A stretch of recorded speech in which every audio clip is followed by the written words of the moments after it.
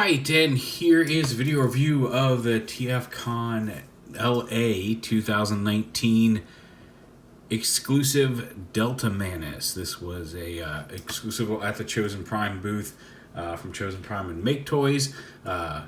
Get Right Robot, Jason over at Get Right Robot, did a lot of work in making this a really fantastic looking figure. It is Striker MANUS. This one, the mold, it's called Delta MANUS. It is based on the Powered Convoy Diaclone colors which is Ultra Magnus. Like if you remember the Masterpiece Delta Magnus that they did with the blue cab and the red head in robot mode, it's based off that, the old Diaclone Powered Convoy, and it looks amazing. The yellow windows are great. The colors just really pop on it.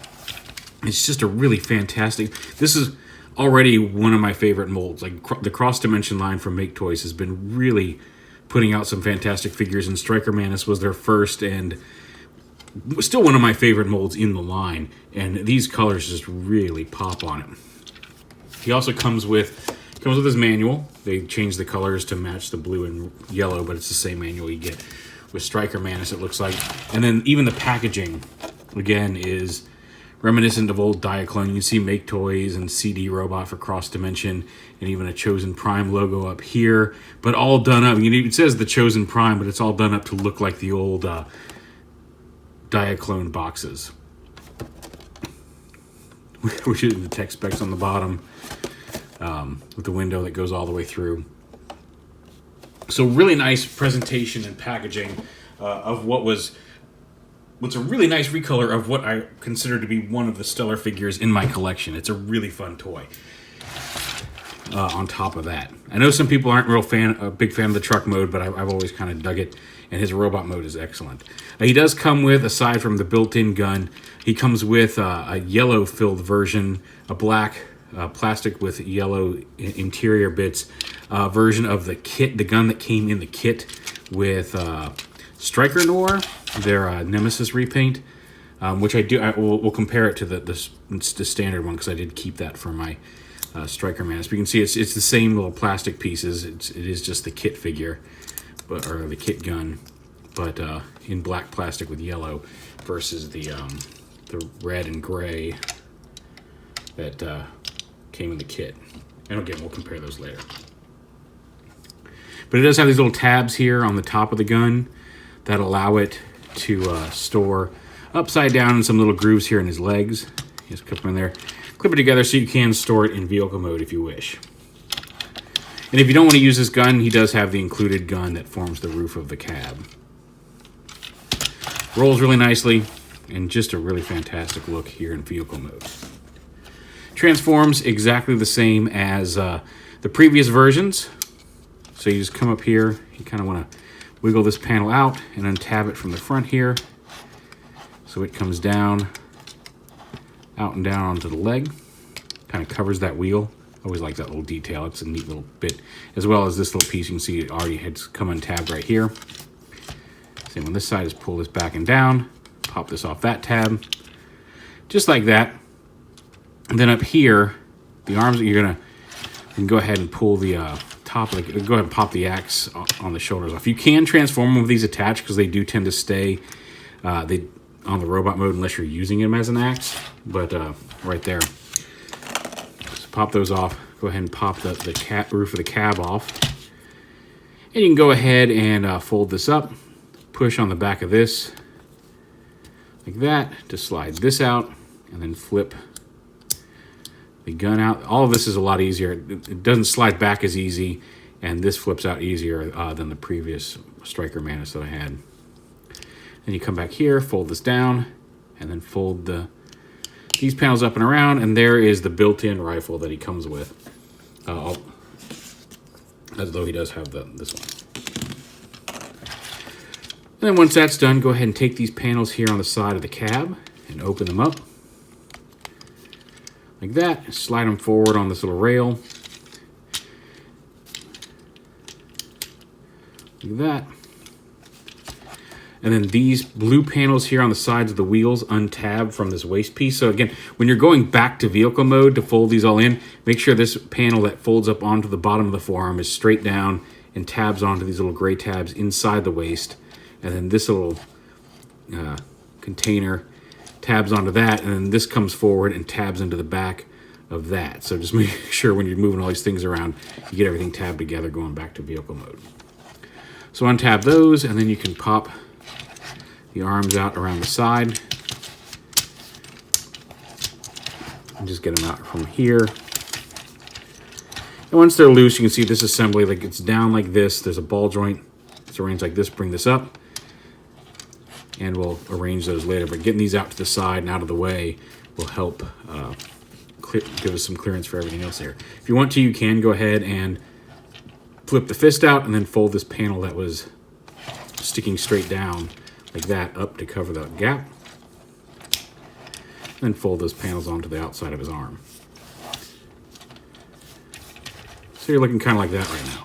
Untab, this has already come untabbed, but untab this bit from right here and flip his head up and around and tab it in like that. Lift this all up. Fold this gray piece down, and then take this upper body and rotate it around right here, like that. These wheel pieces, now these are still stiff. On my original Striker Manus, they're not as bad, but the first few times you do these, it's a little bit of a trick.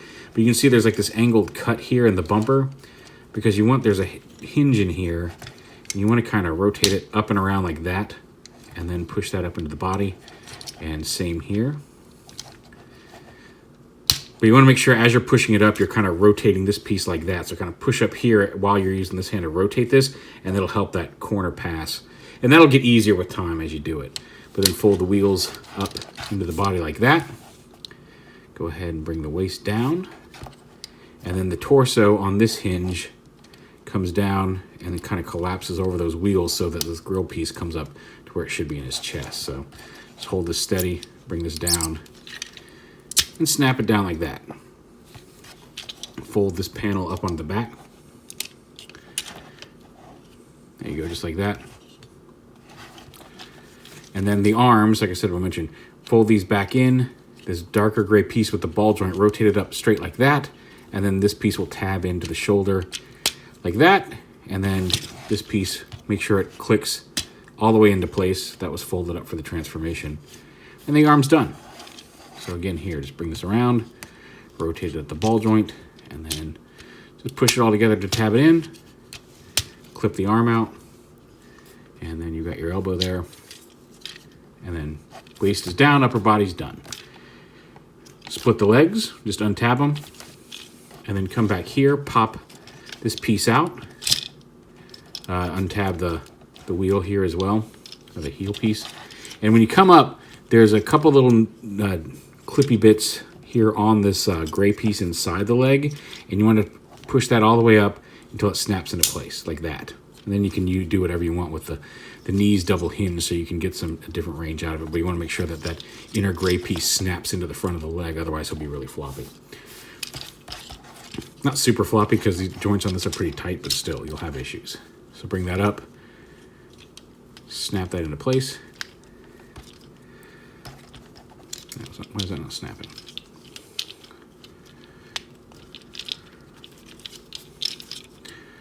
One side wants to snap in and this side does not.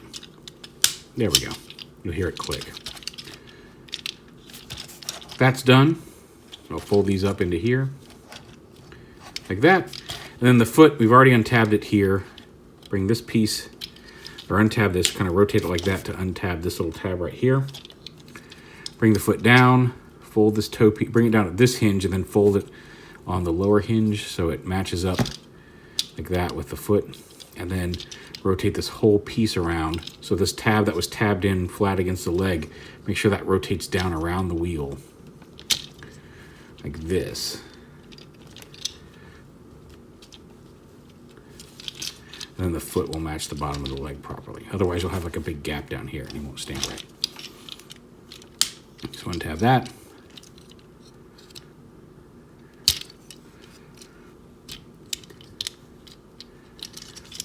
Fold it down. Fold it up there and back.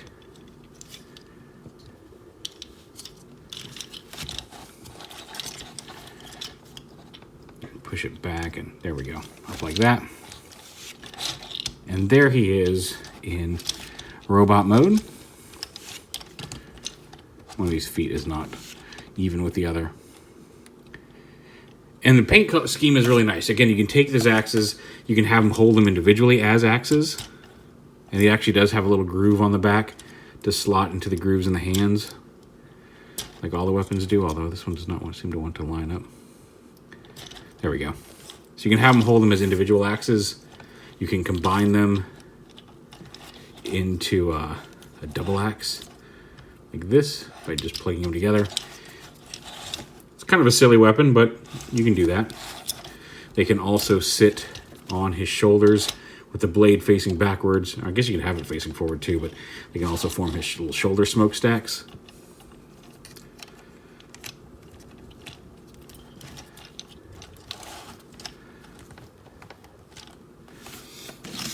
Both of his guns have the groove on it, so you can put the regular rifle or both rifles in both of his hands. He's got posable fingers there. Again, nothing at the knuckles, just here at the hand itself. The thumb is fixed. The index finger moves independently, and then the other three are all one piece. And there he is. But again, just as stunning in robot mode. Very nicely designed, and like I said, it was already one of my favorite figures, and I think this deco really just pops. He's got a ball joint at the head, ball joints at the shoulders, as well as like a little hinge there. So you got some good motion there. Bicep swivel, dual hinged elbows. Are they dual hinged? Oh, maybe they're just single hinged. I could have sworn I thought they moved up here, but maybe not. Wrist swivel, the fingers, as mentioned. He does have waist swivel, ab crunch.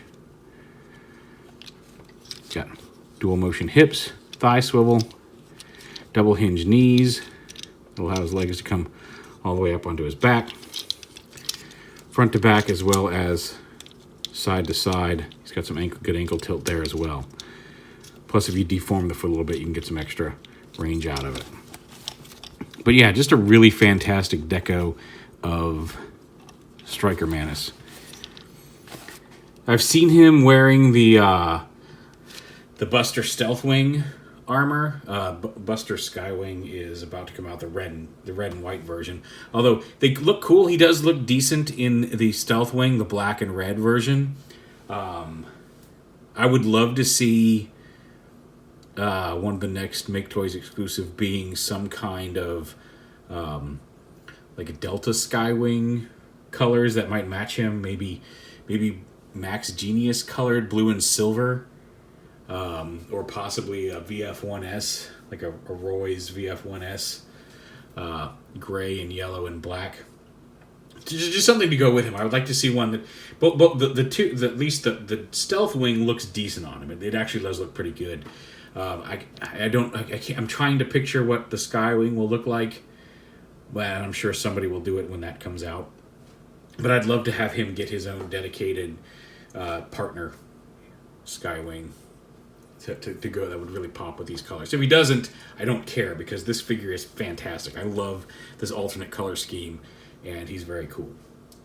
And speaking of, since we're talking about all these alternate color schemes, here he is with the original Striker Manus. Just to show those two off together. They look great. I still love Striker Manus, but that Delta Manus is just a really nice color.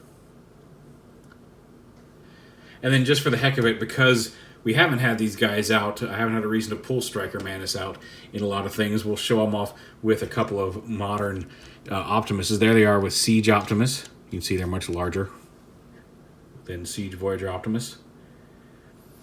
And this is just for fun. Here they are with the Bumblebee Studio Series Optimus, just to give you an idea of how they scale and look with some of the more modern figures based on Optimus Prime. But yeah, this was, I don't know if they still have some available on Chosen Prime. I know they had a few they made available after the show. I don't know. And that sounds like they were saying, if you don't get it at the show, we can't hold it for you. will determine what we'll do with any extras after the show, because they also had a G2 Starscream, and they put some of those up on their site, and I haven't checked earlier. I was so excited to get him, I opened him up and started playing with him. So you might still be able to get this off of the Chosen Prime site. I don't know if they'll bring more of this to TFcon Toronto or TFcon DC, which I am super excited to tell that they're coming back to DC, because I will probably be there. I may even have a table to sell some stuff. We'll see. But yeah, who knows what will be coming up. Maybe they'll have more of him. Maybe they'll have something to go with him down the line. Maybe we'll just see more Diaclone repaints. Who knows? But this is very exciting. I'm stoked to see what else might be available at the other two TFcons this year. But like I said, if you can get your hands on this one, it was, I think, $80 at the show. I think it's $85 on the website. I do highly recommend it. If you haven't messed with the Striker mold, please, like, if you have the means, check this guy out, because the colors are great. The colors just really pop. Those yellow windows are just fantastic. And check out some version of the Striker Manus mold, whether it's Striker Nor or Striker Manus or Delta Manus. They're a lot of fun, and I really dig it. But there is the Chosen Prime TFcon LA 2019 exclusive in partnership with Get Right Robot and Maketoys, Delta Manus.